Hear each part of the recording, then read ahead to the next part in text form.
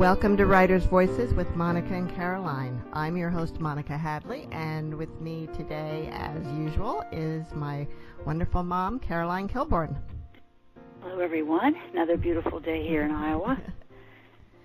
And it's a beautiful fall day, and when we're recording this, and also when it will be airing, we're leading up into November, which there's a couple things we celebrate in November. One of them is, of course, Thanksgiving, and the other one is Veterans Day. And that's apropos to the book that we're talking about today. Yes. Mom, would you like to introduce our guest? Well, yes, I would. It's the book is Wounds of War, and it's by Suzanne Gordon. And Suzanne Gordon is the co-editor of a Cornell University Press series on the culture and politics of healthcare work. She has written or co-authored many books, most recently The Battle for Veterans Healthcare and Beyond the Checklist. And this book, Wounds of War, How the VA Delivers Health, Healing, and Hope to the Nation's Veterans, is really quite eye-opening. Suzanne's also an award-winning journalist. She's written for the New York Times, the LA Times, the Washington Post, goes on and on and on, and she's written 20 books and is a co-editor of 8 other books, including one that the title I found really interesting, When Chicken Soup Isn't Enough. Stories of nurses standing up for themselves, their patients, and their profession. And Suzanne is an assistant adjunct professor at the UCSF School of Nursing, I assume that's University of California, San Francisco, Yes. and an affiliated scholar with the University of Toronto Faculty of Medicine's Wilson Center. Welcome to Writers' Voices, Suzanne. Thank you. With all the writing you do, how do you have time to be a professor, too? Oh, I do less professing than I do lecturing around the world. It's an appointment. It's almost more of an honorific than I teach. But I have taught nursing and medical schools, and I'm also affiliated with the University of Toronto School of Medicine. So, are you a nurse yourself? No, I'm a journalist, Okay. and I've been writing about healthcare for since about 1986, and I've been a journalist since 1970. So I mostly spent my early part of my career writing about women's issues and political culture, and then when I had my first child in a small community hospital outside of Boston, I began to understand the work nurses do and started writing about nursing, and that led me into writing about healthcare, which eventually led me to writing this book about the Veterans Health Administration, which is the largest healthcare system in the country. You know, and it's also the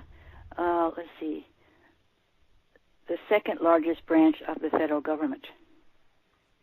So the Department of Veterans Affairs is the second largest branch of the federal government, and the Department of Veterans Affairs has 3 agencies: the Veterans Health Administration, which is the largest agency in the Department of Veterans Affairs, the Veterans Benefit Administration, which determines what benefits veterans get, and then the National Cemetery Administration, and that's the burials and the nation's memorials and burial grounds. So the VA, I mean, when it's kind of important to make the distinction, because particularly when you're talking to veterans, if they complain about the VA, they're often complaining about the Veterans Benefit Administration, not the Veterans Health Administration, although some do complain about the VHA. Well, this book was a real eye-opener for me, partially because, and you address this, how much negative press the VHA has gotten in recent years, and yet I was always puzzled because I don't know a lot of veterans who receive care from the VHA, but over the years, all the ones that I know thought they did a great job. They were very grateful for the care that they got there. And yet, So, the press makes it sound like it's, horrible and messed up. And it's really not. yeah, well, the press, this is a big subject for me. I did an article with a colleague called Jasper Craven in the Washington Monthly called Unhealthy Skepticism about the media and the VHA, and Jasper and I just did a longer report for the Veterans Health Policy Institute, which I'm a senior policy fellow at, and we did a longer piece on the media and the VA. And here's the problem: the VHA is the most, and I would almost say only, really transparent healthcare system in the country, and it has, it's responsible to Congress. It's responsible to veteran service organizations. It has its own Office of the Inspector General looking at its problems and the things it does well. And so every little blip on the radar at the VHA is openly discussed. And so that means that the press, which loves to write about negative things, will take and really amplify out of proportion the problems that the VHA reveals to the public, which is a really good thing, because you want to know about problems so you can fix them. How do we learn, Carol and Monica? We learn from our mistakes, right? And if you don't discuss those mistakes, then you can't learn. And in the private sector, which unfortunately few journalists really seem to consider, when there are mistakes or malpractice or whatever, they are often either covered up, or if there's a suit between a patient and a hospital or a doctor, there's often a non-disclosure agreement that's attached to any settlement. And this has become a big subject of controversy in medicine, these non-disclosure agreements, because the patient can't talk to medical boards or public health boards or whatever, and that means you can't learn anything from these mistakes because you don't know about them. And the VHA has a completely different model, and it is rewarded for its openness by this sort of punitive, blaming, shaming attitude, which those of us who work in patient safety know, or education know, is a really poor attitude to adopt for people who make mistakes, because people, if you shame people or blame people or sort of criminalize mistakes, they go underground and you can't learn from them. And the evidence of our failure to learn from our mistakes is that the American private sector, American healthcare system, kills between, I would say, 300,000, 400,000 people every year from preventable medical errors. Wow. And, oh my gosh. So, they talk about problems in the VA, but they're really dwarfed by the problems in the private sector. And it's very discouraging. One of the reasons I was so excited to write about the VHA is that I'd written for so long about patient safety and teamwork in private sector healthcare, and we weren't getting anywhere. We have really, in 1999, the Institute of Medicine did a report that said that we killed 98,000 people every year in private sector healthcare from preventable medical errors. It's now 2018, and the only way we've advanced is that we know now that we kill not 98,000, but up to 400,000. And that's not, so I was not the so kind excited. of progress you're looking for. No, and so I was really excited when I started writing about the VHA and saw that, wow, they really take patient safety and teamwork seriously. I've been trying to convince American hospitals to follow the example of the aviation industry, the commercial aviation industry, which in the late in the early 1980s started to take crashes and problems very seriously. It instituted very serious and rigorous team training, and the safety record is now really just amazingly good. before it was amazingly bad, and hospitals are just like completely resistant to this idea. And then I stumbled on teamwork training at the VHA, and that was like so serious and rigorous, and it's really a remarkable system, and it's very sad to me that people like yourselves, who are knowledgeable people, are surprised at my book. But then I'm not surprised that you're surprised, because I always felt there was a disconnect between what I was seeing in the press and what I was hearing from personal experience. But even to bring it down to kind of a very simple level that everyone can understand, there's criticism, for example, about how long it takes a veteran to get an appointment, because that's all tracked, and that publicity, that data is available. In the private sector, nobody knows how long it takes people to get an appointment, because who's trying to figure it out? Who's tracking that across these multitudes of providers? That's not a quality measure. I mean, and the issue of wait times has been largely addressed in the VHA. I mean, there's still a problem because, and we can get to this, I hope, later in the discussion, but there's still a problem because there's not enough staff, and Congress is not giving them the money, and the president refuses to give them the money to hire enough staff. But the wait time problem is really been remedied, but the wait time problem in the private sector, which is appalling. You talk about wait times in primary care providers in the private sector. There's often no wait times because there's not enough primary care providers, so people's practices are closed to new patients.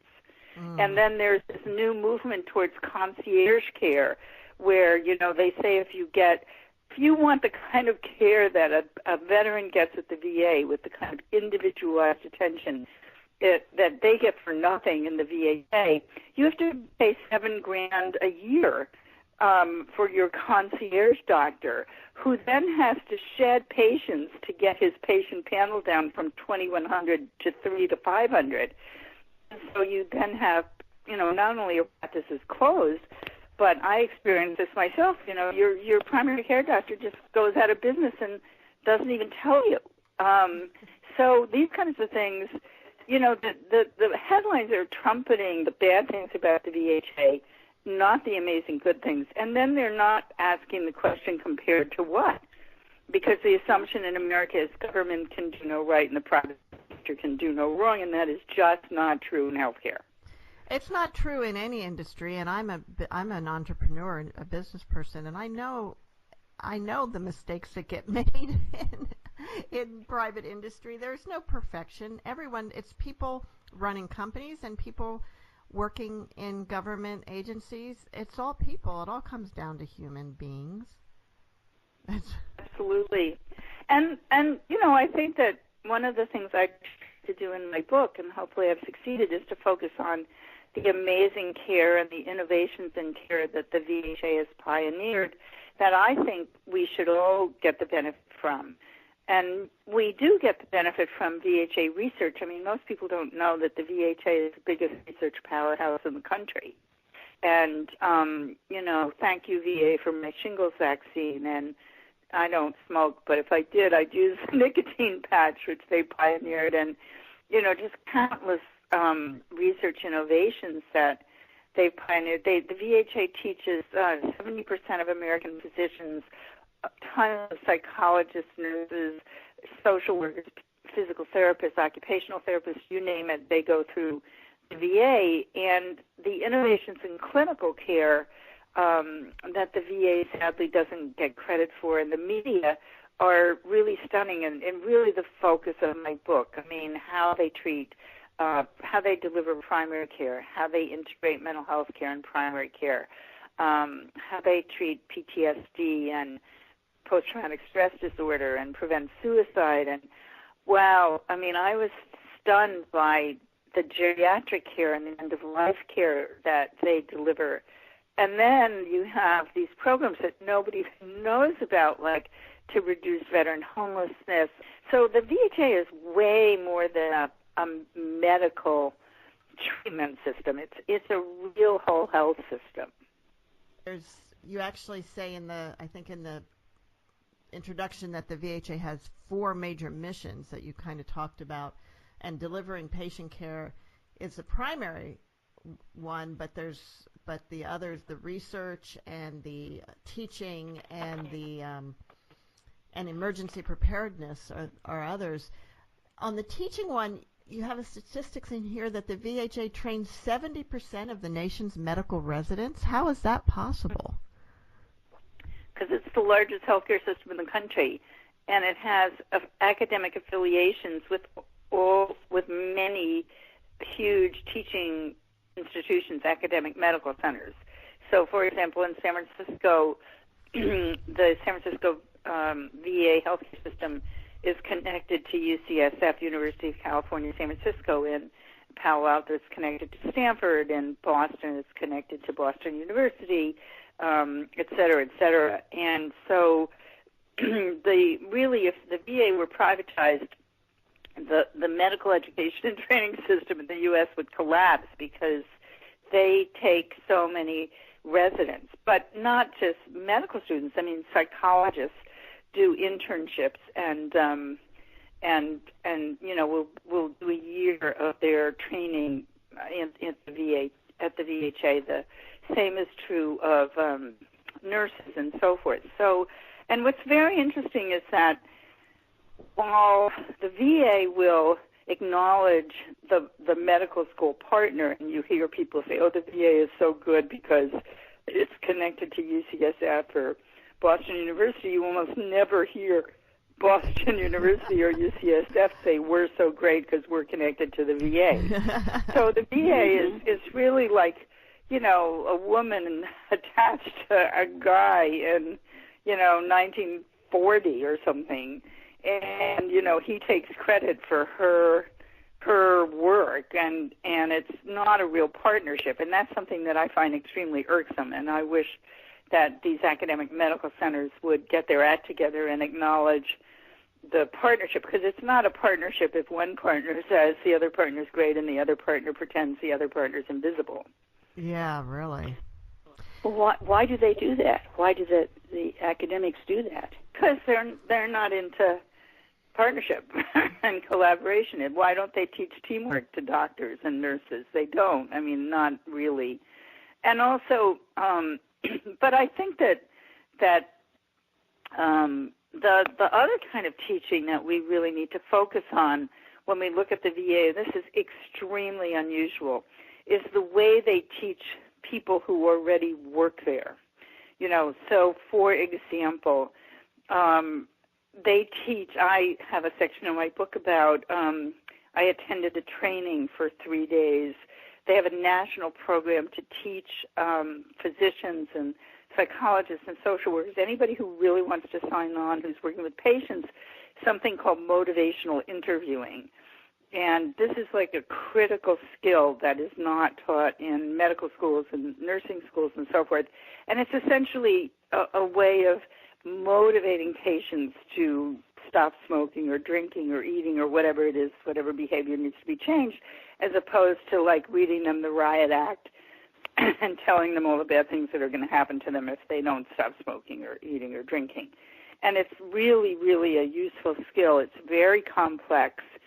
And the VHA, they teach people, they put them through a 3-day training, and then they give them 6 months of supervision where they have to record interviews and, encounters with patients, and they get coached and helped in how to change their own behavior towards patients. And that's, in private sector healthcare, you would never find that. Somebody might take a 2-hour course, but there'd be no supervision in PTSD, for example. And we know that some up to 30% of veterans may have PTSD, post-traumatic stress disorder. They teach people what's called evidence-based treatments, prolonged exposure therapy, cognitive processing therapy, and it's the same kind of thing. They do a training, and then they get 6 months or a year of supervision. They've taught thousands of providers how to do these trainings, and it's just, remarkable. the attention that they pay to helping people learn how to be better clinicians. Because, you go to medical school or nursing school or psychology school, and that was a long time ago, right? And new things come down the pike, and we have new insights and new treatments. And you have to learn how to do them. And learning how to do them isn't just reading a book or an article or watching a PowerPoint. It's being coached in how to do it the right way. I don't know if you've ever gone to a PT or a yoga class. They teach you how to do a pose or how to do an exercise, and you think you got it, right? And then you go home and you're doing it all wrong. Mm-hmm. And you have to go back, and they say, oops, oh no, you're going to hurt your knee that way, Right. This little adjustment. And that's the kind of thing that they do. I mean, one of the chapters in the book that I like the best is a small profile of a woman who's a neurologist. She's an epileptologist, which means she treats epilepsy. She runs the VA Centers of Excellence in Epilepsy, and I never knew this existed, but it turns out that there's something called psychogenic epilepsy, where people who've had horrible trauma, they have seizures when they sort of think of the trauma, and they look like epileptics. And 30% of epilepsy wards are filled with these people who don't have epilepsy. And they have a psychological problem. They are sent to a psychologist or psychiatrist or whatever, and they start talking about the trauma, and then they seize. They have a seizure, and which looks like a grand mal epilepsy seizure. It's kind of scary, right? And the psychologist goes, oh my God, I don't know how to deal with this, and sends them back to the epileptologist, and they get sent back and forth and don't get better. And then they discovered that if you use this wonderful therapy the VA does called cognitive behavioral therapy or processing therapy, you can cure or, manage psychogenic epilepsy. So she learned how to do CBT from a guy in the VA who does it. And she spent like a year or more learning how to do this technique to treat this very complex, difficult to treat problem. And she said to me, I could never do this in the private sector. I have to leave my practice and have to become a psychologist, 5 years, and then learn this treatment. And in the VA, they teach each other. And that's really, I'm not saying that couldn't happen in private sector healthcare. It probably wouldn't. Maybe there's some people where it could happen. But there's this community of learning in the VA when it's at its best that is really remarkable and that we should learn from throughout American medicine. You're listening to Writers' Voices with Monica and Caroline, and our guest today is Suzanne Gordon, author of Wounds of War, How the VA Delivers Health, Healing, and Hope to the Nation's Veterans. One of the things that struck me as I was looking through your book was how sort of progressive the VA is in terms of the treatments it offers. That we hear integrative medicine is kind of a buzzword, but it seems like, and you do talk about the VA as being at the forefront of being able to offer an integrative approach. Can you talk a little about that? Sure.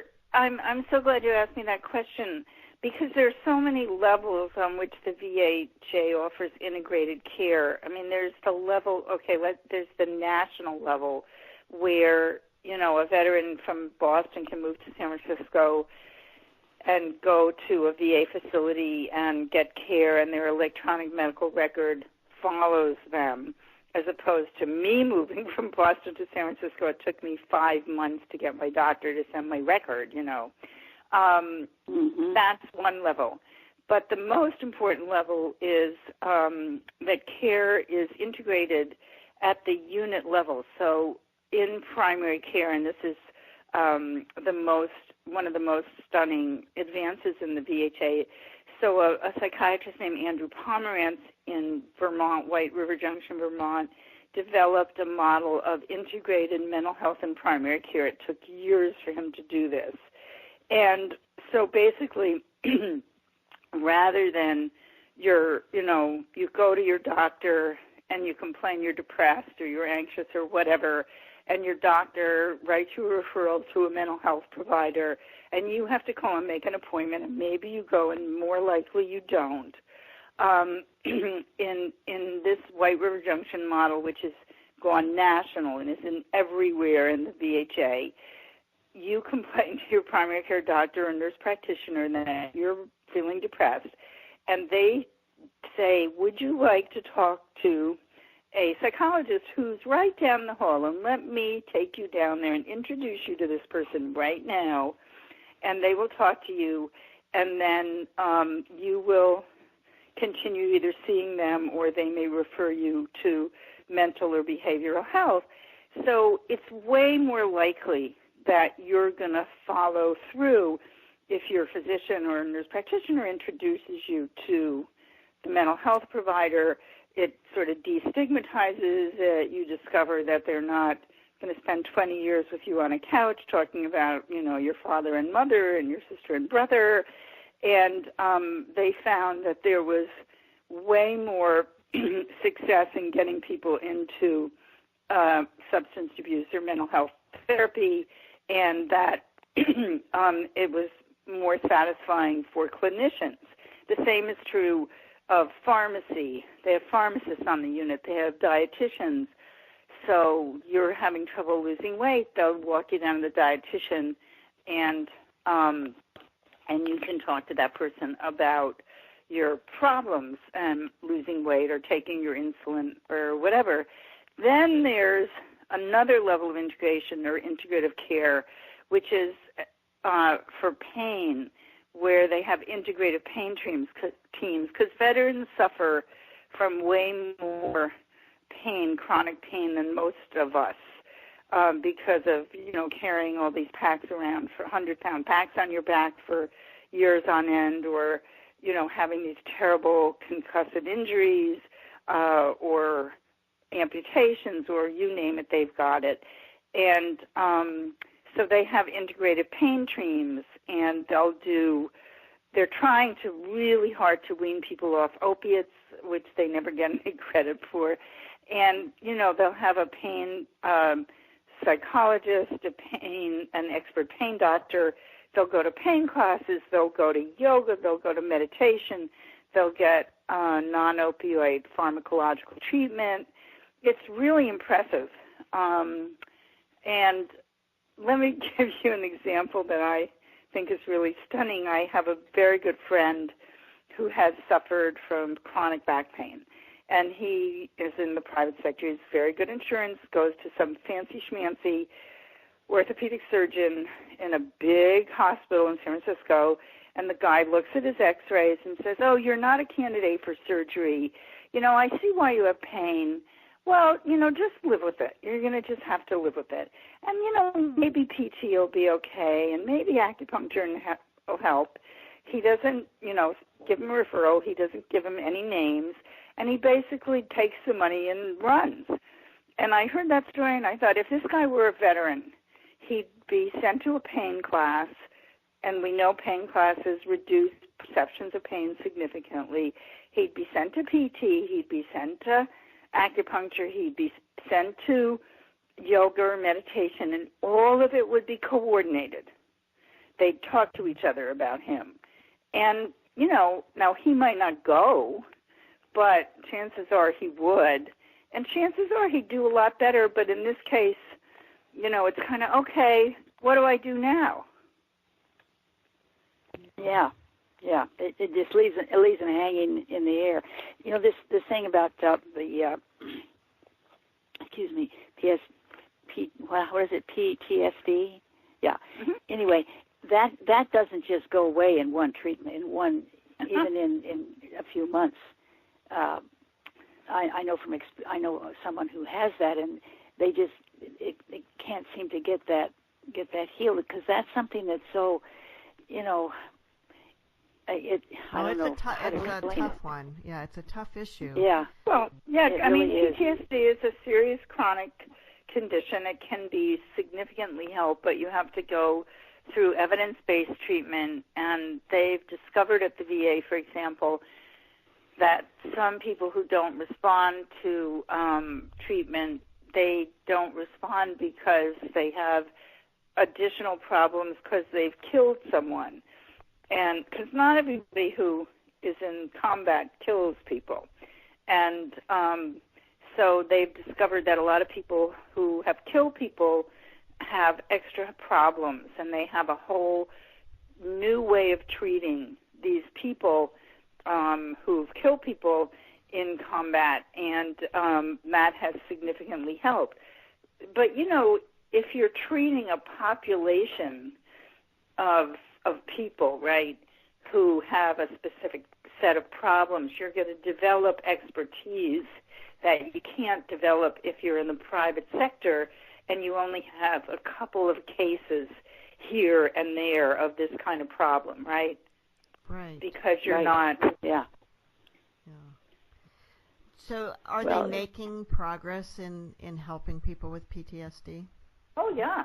I mean, of course. I mean, they have a National Center for PTSD that not only helps veterans but helps all kinds of people. They're called in. They were called in with the World Trade Center. They were called in with the Oklahoma bombing. I mean, the thing about the VHA is it's a national system. It's publicly funded. So things are free. They're not proprietary. They develop something, and they're not trying to make money off of it. So we all benefit from it, and they don't keep it a secret. From what I've read in your book, it sounds like one of the other things that make things difficult for the VHA in treating veterans is that a lot of soldiers are discouraged from seeking treatment for anything while they're in the service. And so maybe conditions build up. Oh, that is a really serious problem. And that was something I was really not surprised, but it was illuminating to discover that, I mean, you can imagine that, you know, there's a lot of sort of macho, tough guy, tough woman stuff going on in the military. And, you know, you're a soldier, suck it up, or you're a corpsman or whatever. And so there's a lot of discouraging people from going to the medic, going to the doctor, particularly around mental health conditions. The Army says it's getting better at this. I'm not so sure how much better it's getting. And you know, people are afraid that if they admit that they have PTSD, they're going to get, they'll get medically discharged or removed or whatever. And they also don't know that in order to get compensation and service connection, you have to have a paper trail. So the thing I think it's important for people to know, Monica and Caroline, is that that you can't get health care from the VHA unless you have a service-connected condition, you know, so something that was like acquired or exacerbated by military service, or you have low income.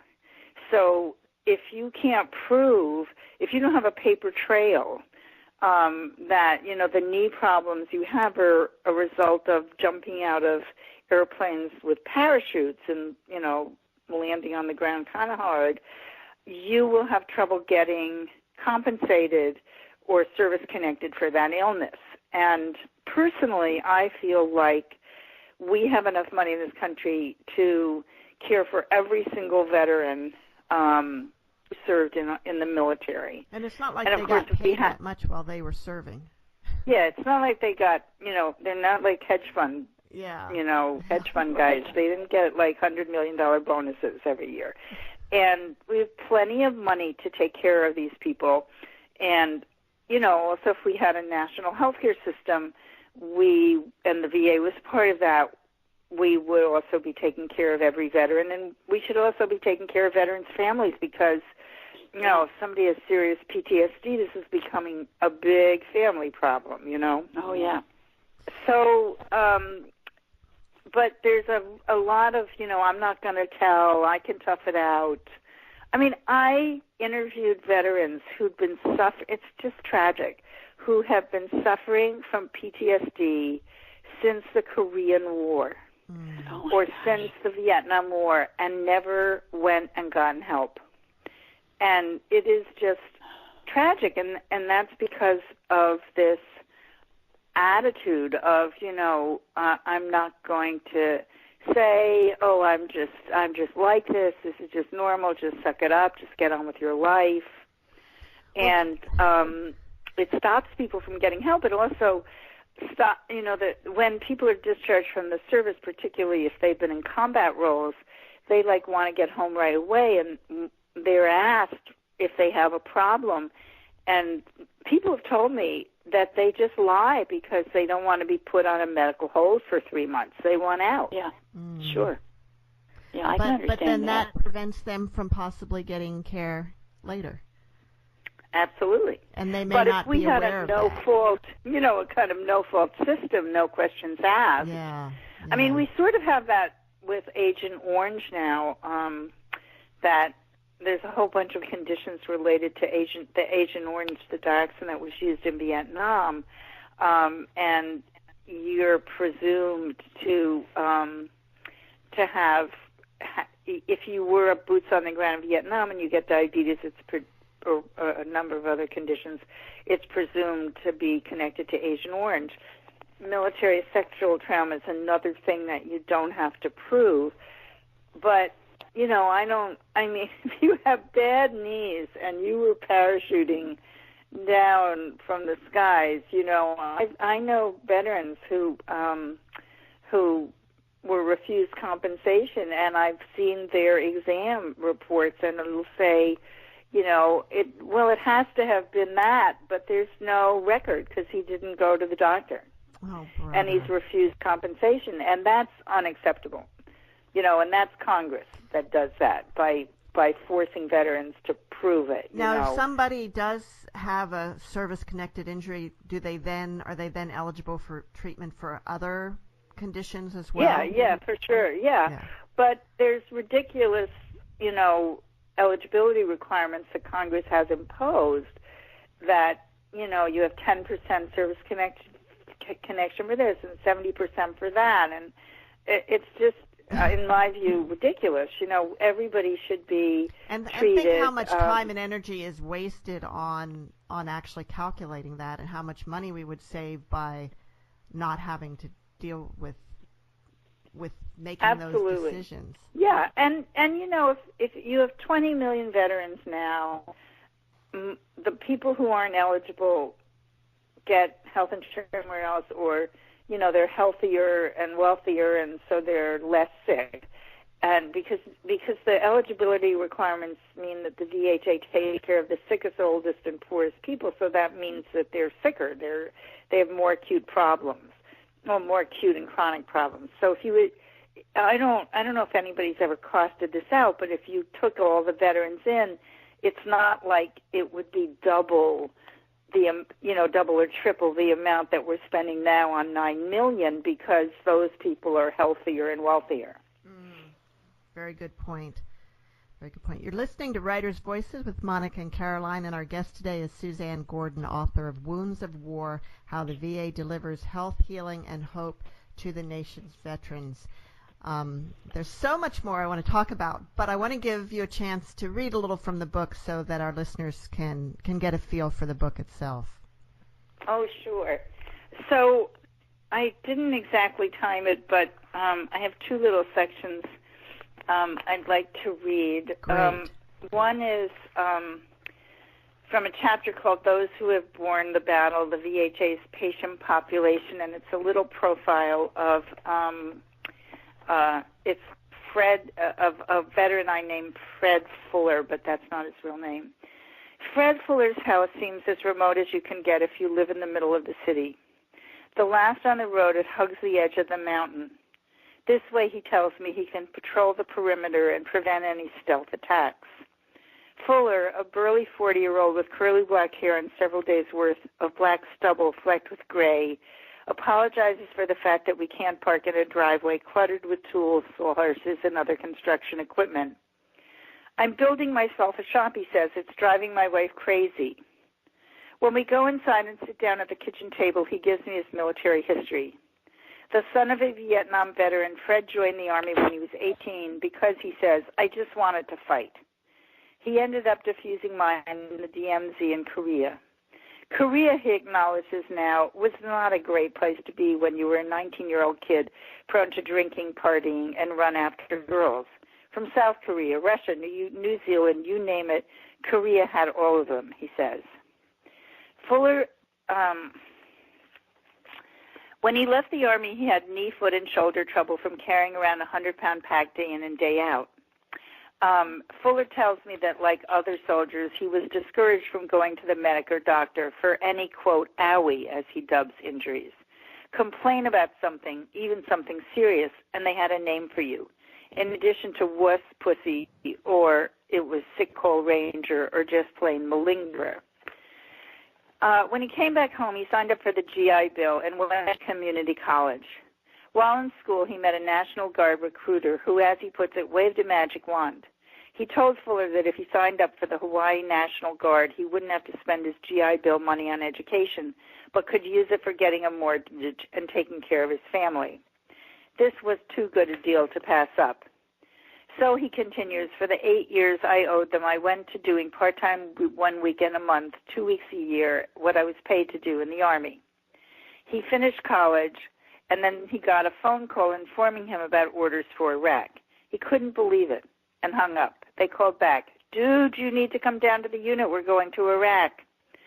Fuller spent the next 22 months working in force protection in Iraq. We were the guys to prevent bad stuff from happening, barriers, counterblast barriers, stopping suicide bombers from getting in. When he left the military and returned to his family, he got a job in the county sheriff's department. He had all the aches and pains he had acquired during his first stint in the military, plus some new problems. He was having nightmares, drinking himself to sleep, and constantly irritable. I was a total cockhead, Fuller admits. I was angry, bitter, violent. Being in the sheriff's department, well, you know, he says, trailing off, inviting me to fill in the blank. Finally, his wife had had enough and kicked him out of his house.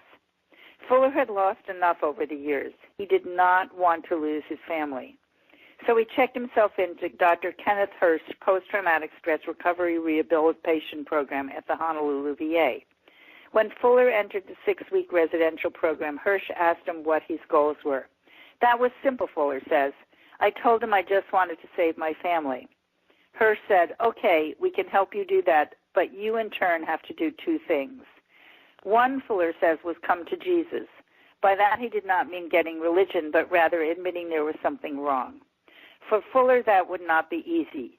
Honestly, he says now, I thought I was perfectly sane, and the rest of them were crazy.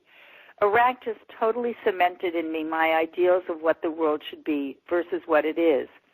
That ended up being my issue with my wife and kids. The second thing Hirsch wanted the veteran to do, Fuller reports, was, quote, use the tools we give you.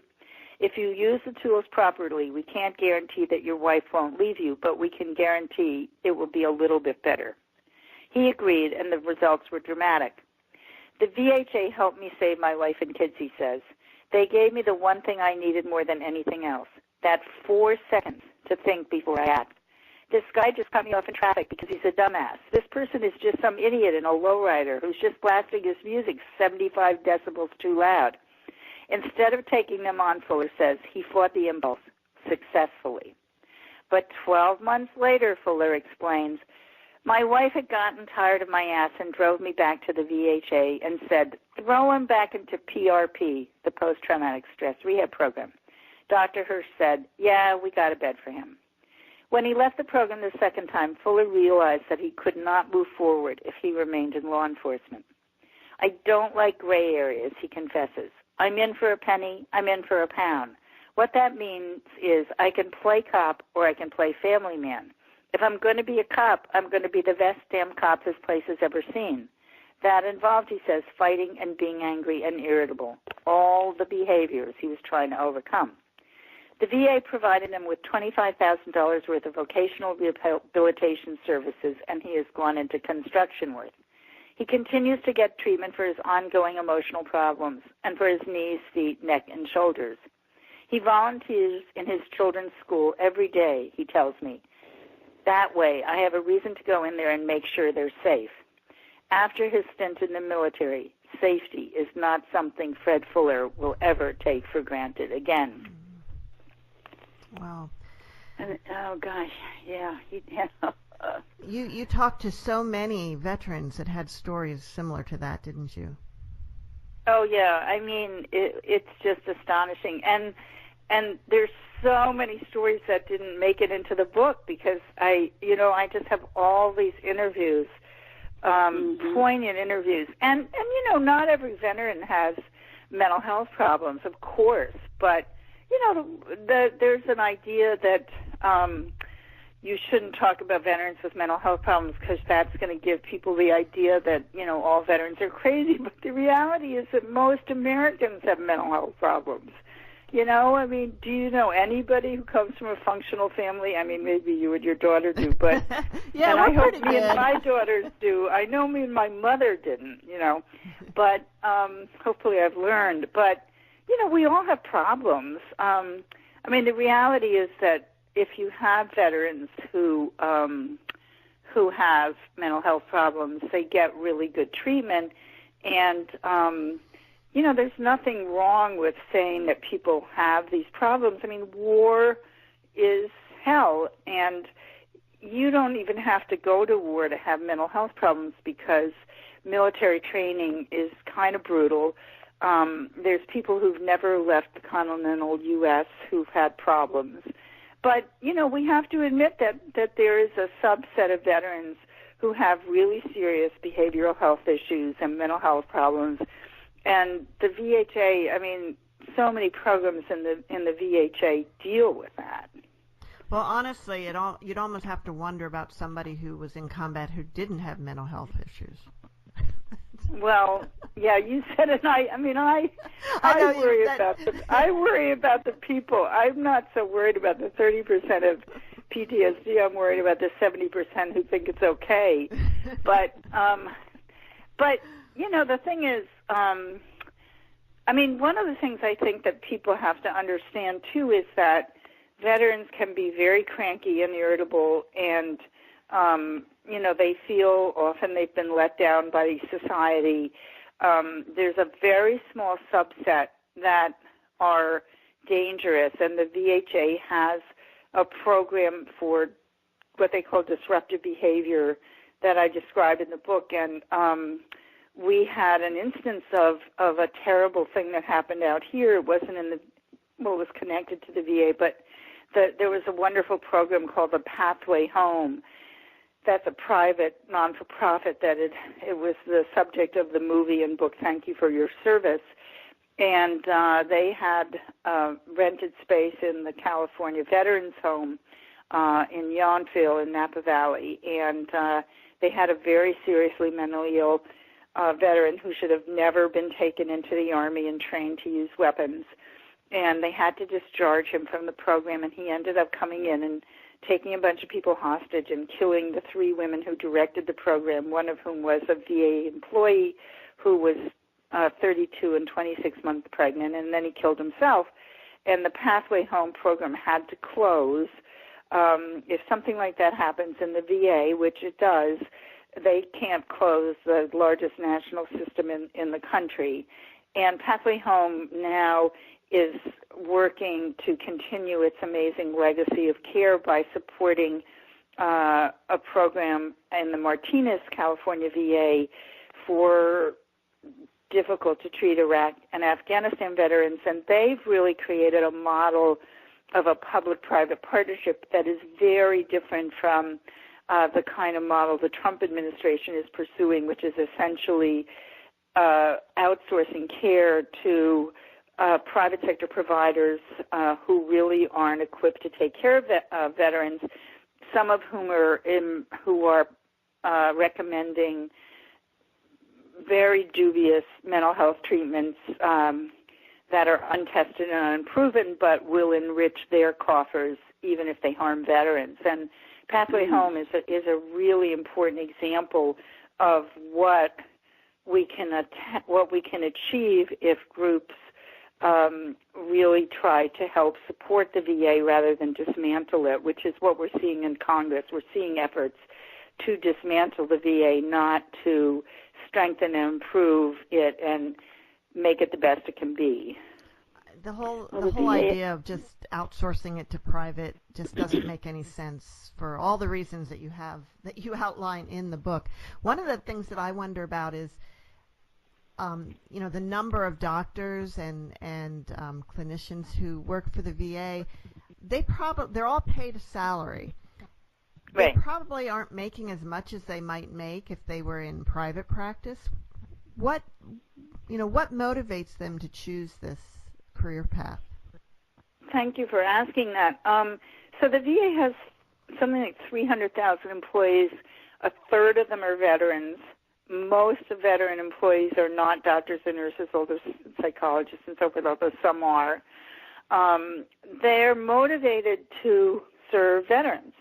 They're motivated by teamwork, by this community of caring that I describe in the book, by this community of learning, by not being hassled about having to call an insurance company and think about money, by being able to offer state-of-the-art treatments and do state-of-the-art research and really care for people without financial considerations getting in the way.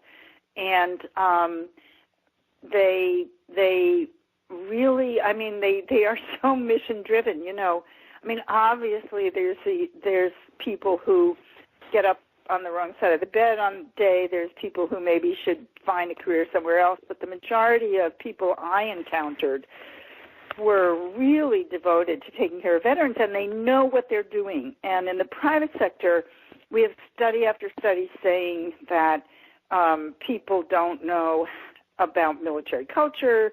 They don't know about veteran-specific problems. Rand Corporation, an independent group, studied 800.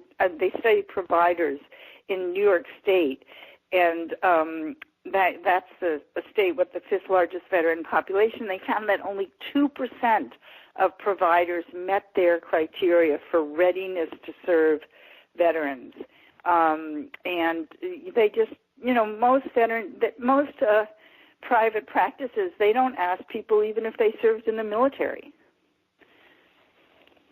Well, how is it that the VA has gotten such a bad reputation? I don't understand. The Koch brothers, the conservative, they're not even conservative, the ultra-radical libertarian Koch brothers have spent millions of dollars to trash the VA. And they've put out a narrative of the VA is broken that contradicts all the facts. And tragically, even the mainstream media has promoted that narrative. Yeah. And, I wish your listeners would call their congresspeople and, whether they're veterans or not, or call the media and say, why aren't you reporting on the good things the VA does? Why aren't you funding and staffing the VA? Why aren't providers in the VA being offered market rate salaries? The VA is in many places not allowed to offer market rate salaries because they don't want it to compete with the private sector, because Congress knows that if the VA were to be really allowed to compete with the private sector, a government-run program would win. It wins in the studies, and it would win, people would flock to work at the VA because, it's, you don't have to call your insurance company's Mother May I line every time you want to write a prescription or recommend a treatment. Well, it makes sense if you take the profit motive out of delivering health care that it's going to be done more efficiently and effectively.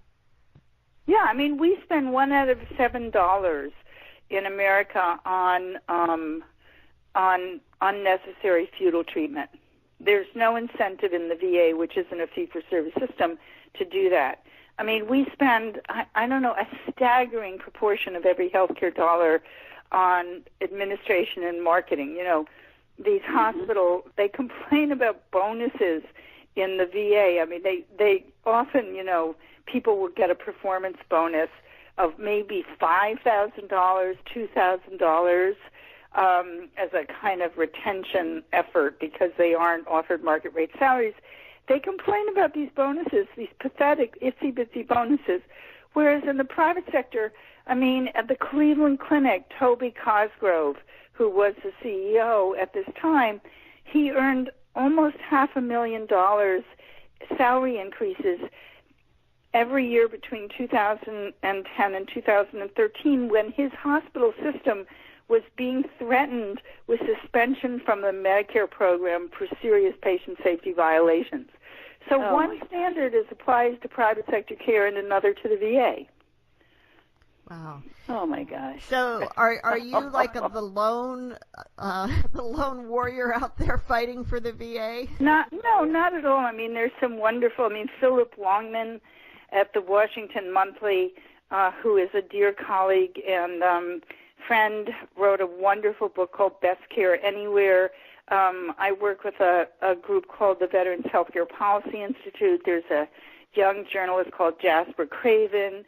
Isaac Armsdorf has written amazing stuff on the VA. But, you know, there's a handful of us that really want to do balanced, accurate journalism. I've done work for the Center for Investigative Reporting on this. That should get a shout-out. The American Legion commissioned Philip Longman and I to do a piece on the VA called A System Worth Saving. But there's just not enough voices. And the American Federation of Government Employees, the union that represents VA employees, has been fighting privatization. But I think we need, more voices. I mean, Veterans for Peace is a great group that's been fighting privatization, and they have an entire Stop the VA Privatization campaign. But, you know, I think people who are more liberal and progressive need to stop drinking the purple Kool-Aid about that the media is serving up. And people, I'm always shocked when my friends who are more liberal and progressive, I say I'm writing about the VA, and they say, oh, my God, you must be writing an expose. And I said, yeah, I'm writing an expose about how great it is. And you've been on the ground. You've been in these hospitals, in these clinics, talking to the patients. Well, I've sat there with them. I mean, I think I have a pretty good Geiger counter for, how do we say it, for Yes. Yes, you said it. Okay. And yeah. I mean, I'm not going to talk to VA providers who tell me we're great and then believe it, you know. And I've seen some VA providers who aren't great, who should do something else. You know, very few, but the odd one. But what I said, I can't just take your word for it. I have to talk to veterans, and I want to see it. I want to see it in action. And I've sat in primary care exam rooms, and I've sat in mental health visits and, mindfulness training, and I've seen it, and it is amazing. Well, Suzanne, I mean, we're out of time, problems. Unfortunately, and we never even got to talk about the actual writing of the book, which is usually what we like to talk about, at least part of the way. But this was such an important topic, and you have so much information to share, and we want to thank you so much for being with us today. And I thank you for having me. And, Mom, do you have some closing words for us today? Well, yeah, I do. The reality is that in war, nobody wins. Thank you so much, and see you all next week on Writers' Voices.